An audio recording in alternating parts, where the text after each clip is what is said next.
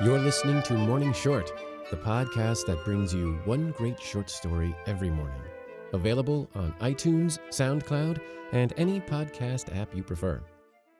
Today's story is The Story of Keesh by Jack London.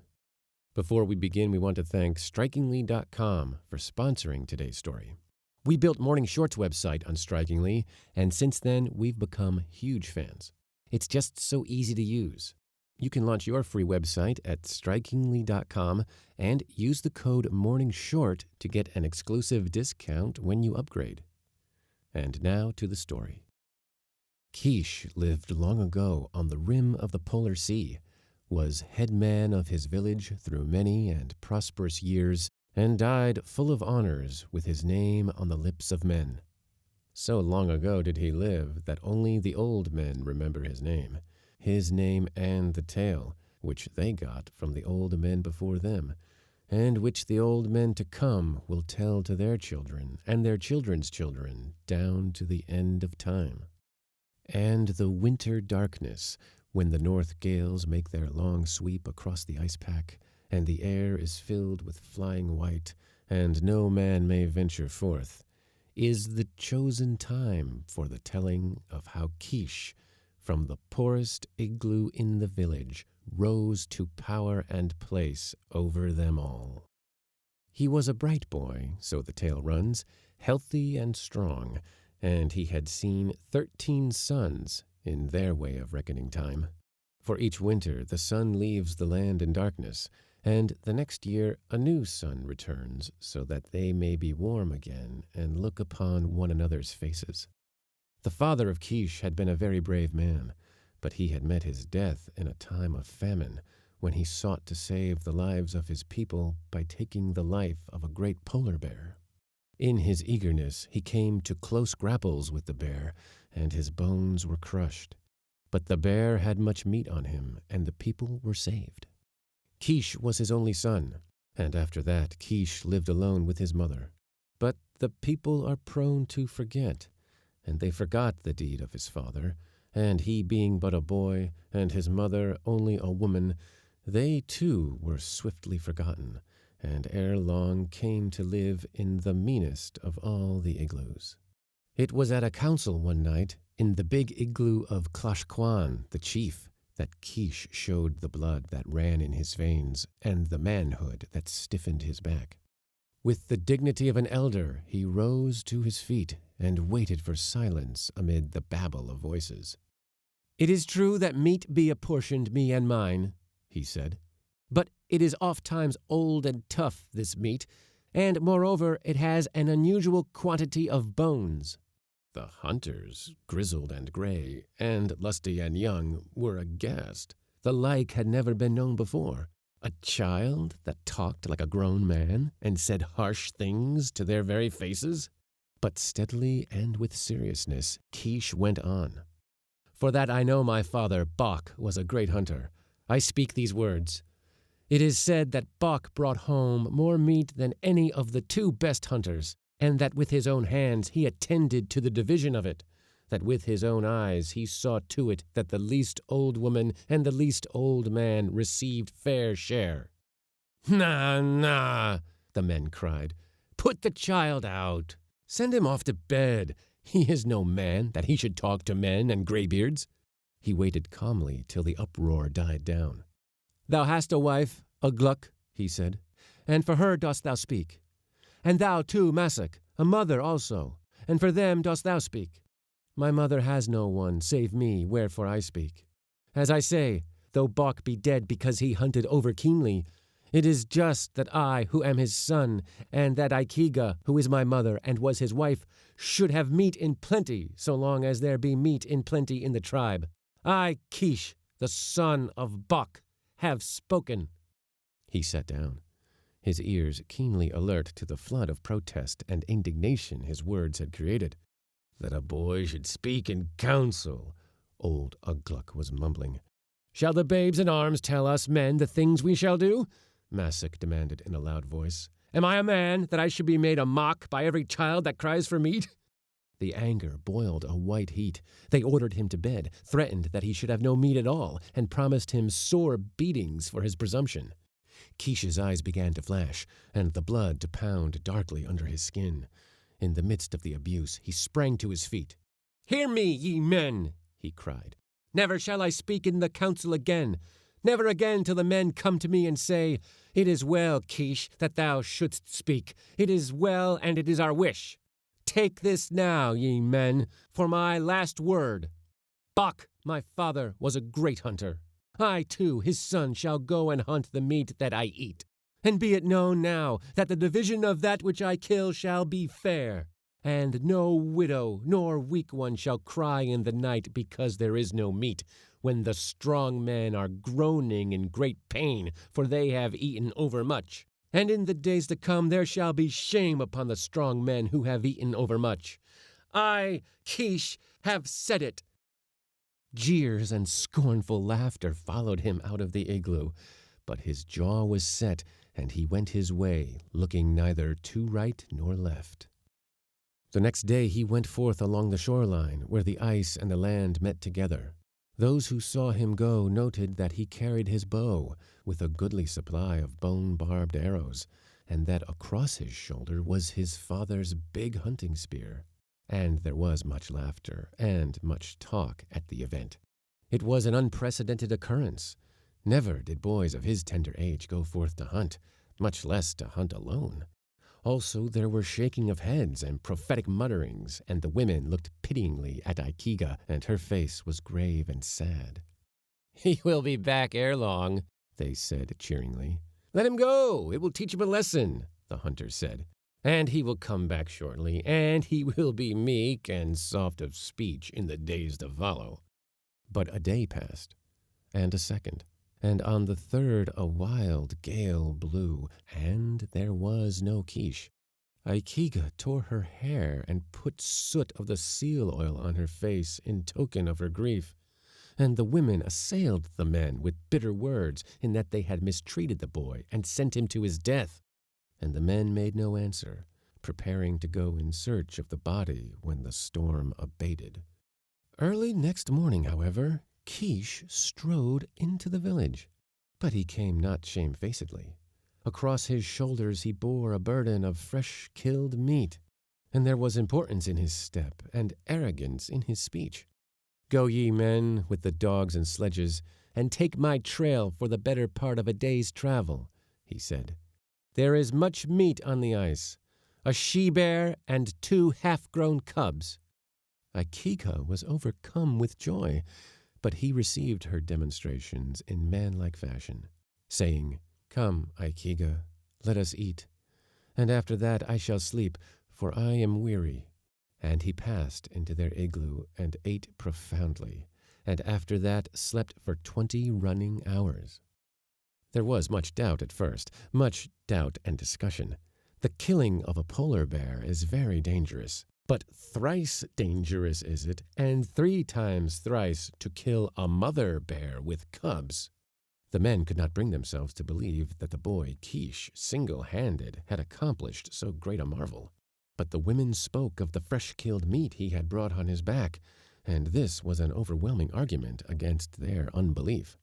So they finally departed, grumbling greatly that, in all probability, if the thing were so, he had neglected to cut up the carcasses. Now, in the north, it is very necessary that this should be done as soon as a kill is made. If not, the meat freezes so solidly as to turn the edge of the sharpest knife, and a 300-pound bear, frozen stiff, is no easy thing to put upon a sled and haul over the rough ice. But, arrived at the spot, they found not only the kill, which they had doubted, but that Keesh had quartered the beasts in true hunter fashion and removed the entrails. Thus began the mystery of Keesh, a mystery that deepened and deepened with the passing of the days. His very next trip he killed a young bear, nearly full-grown, and on the trip following, a large male bear and his mate. He was ordinarily gone from 3 to 4 days, though it was nothing unusual for him to stay away a week at a time on the ice field. Always he declined company on these expeditions, and the people marveled. How does he do it? They demanded of one another. Never does he take a dog with him, and dogs are of such great help, too. Why dost thou hunt only bear? Klosh Kwan once ventured to ask him. And Keesh made fitting answer. It is well known that there is more meat on the bear, he said. But there was also talk of witchcraft in the village. He hunts with evil spirits, some of the people contended. Wherefore his hunting is rewarded. How else can it be, save that he hunts with evil spirits? Mayhap they be not evil, but good, these spirits, others said. It is known his father was a mighty hunter. May not his father hunt with him so that he may attain excellence and patience and understanding? Who knows?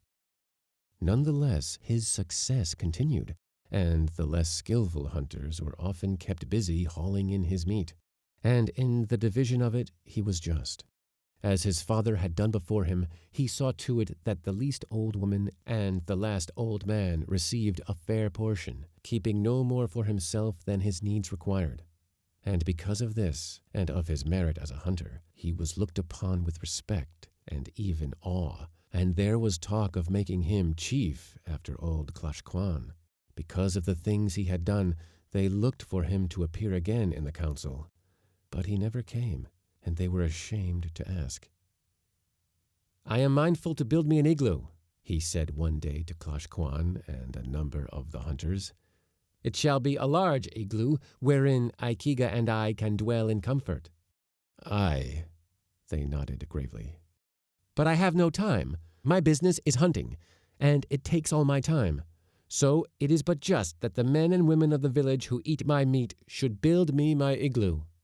And the igloo was built accordingly, on a generous scale, which exceeded even the dwelling of Klosh Kwan. Keesh and his mother moved into it, and it was the first prosperity she had enjoyed since the death of Bok. Nor was material prosperity alone hers, for because of her wonderful son and the position he had given her, she came to be looked upon as the first woman in all the village, and the women were given to visiting her, to asking her advice, and to quoting her wisdom when arguments arose among themselves or with the men. But it was the mystery of Keesh's marvelous hunting that took chief place in all their minds. And one day, Uggluk taxed him with witchcraft to his face. It is charged, Uggluk said ominously, that thou dealest with evil spirits, wherefore thy hunting is rewarded. Is not the meat good? Keesh made answer. Has one in the village yet to fall sick from the eating of it? How dost thou know that witchcraft be concerned? Or dost thou guess in the dark merely because of the envy that consumes thee? And Uggluk withdrew, discomfited, the women laughing at him as he walked away. But in the council one night, after long deliberation, it was determined to put spies on his track when he went forth to hunt, so that his methods might be learned. So on his next trip, Bim and Bon, 2 young men, and of hunters the craftiest, followed after him, taking care not to be seen. After 5 days they returned, their eyes bulging and their tongues a-tremble to tell what they had seen. The council was hastily called in Klosh Kwan's dwelling, and Bim took up the tale. Brothers, as commanded, we journeyed on the trail of Keesh, and cunningly we journeyed so that he might not know. And midway of the first day he picked up with a great he-bear. It was a very great bear. None greater, Bon corroborated, and went on himself. Yet was the bear not inclined to fight, for he turned away and made off slowly over the ice. This we saw from the rocks of the shore, and the bear came toward us, and after him Keesh, very much unafraid. And he shouted harsh words after the bear, and waved his arms about, and made much noise. Then did the bear grow angry, and rise up on his hind legs and growl. But Keesh walked right up to the bear. Aye, Bim continued the story, right up to the bear Keesh walked. And the bear took after him, and Keesh ran away. But as he ran, he dropped a little round ball on the ice, and the bear stopped and smelled of it, then swallowed it up. And Keesh continued to run away and drop little round balls, and the bear continued to swallow them up. Exclamations and cries of doubt were being made, and Uggluk expressed open unbelief. With our own eyes we saw it, Bim affirmed. And Bon, Aye, with our own eyes. And this continued until the bear stood suddenly upright and cried aloud in pain and thrashed his forepaws madly about. And Keesh continued to make off over the ice to a safe distance. But the bear gave him no notice, being occupied with the misfortune the little round balls had wrought within him. Aye, within him, Bim interrupted. For he did claw at himself and leap about over the ice like a playful puppy. Save from the way he growled and squealed, it was plain it was not play, but pain. Never did I see such a sight. Nay, never was such a sight seen. Bawn took up the strain. And furthermore, it was such a large bear. Witchcraft, Ugh Gluk suggested. I know not, Bawn replied. I tell only of what my eyes beheld. And after a while the bear grew weak and tired, for he was very heavy, and he had jumped about with exceeding violence. And he went off along the shore ice, shaking his head slowly from side to side, and sitting down ever and again to squeal and cry. And Keesh followed after the bear, and we followed after Keesh, and for that day and 3 days more we followed. The bear grew weak, and never ceased crying from his pain. It was a charm, Ugh Gluk exclaimed. Surely it was a charm. It may well be. And Bim relieved Bawn.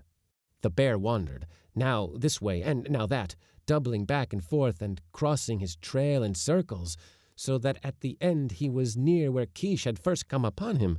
By this time he was quite sick, the bear, and could crawl no farther. So Keesh came up close and speared him to death. And then? Klosh Kwan demanded. Then we left Keesh, skinning the bear, and came running that the news of the killing might be told. And in the afternoon of that day the women hauled in the meat of the bear, while the men sat in council assembled. When Keesh arrived, a messenger was sent to him, bidding him come to the council. But he sent reply, saying that he was hungry and tired, also that his igloo was large and comfortable and could hold many men.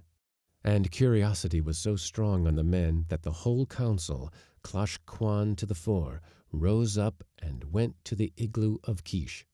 He was eating, but he received them with respect and seated them according to their rank.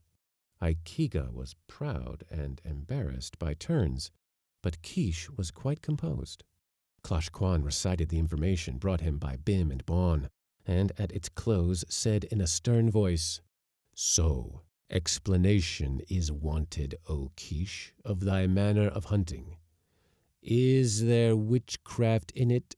Keesh looked up and smiled. Nay, O Klosh Kwan, it is not for a boy to know aught of witches, and of witches I know nothing.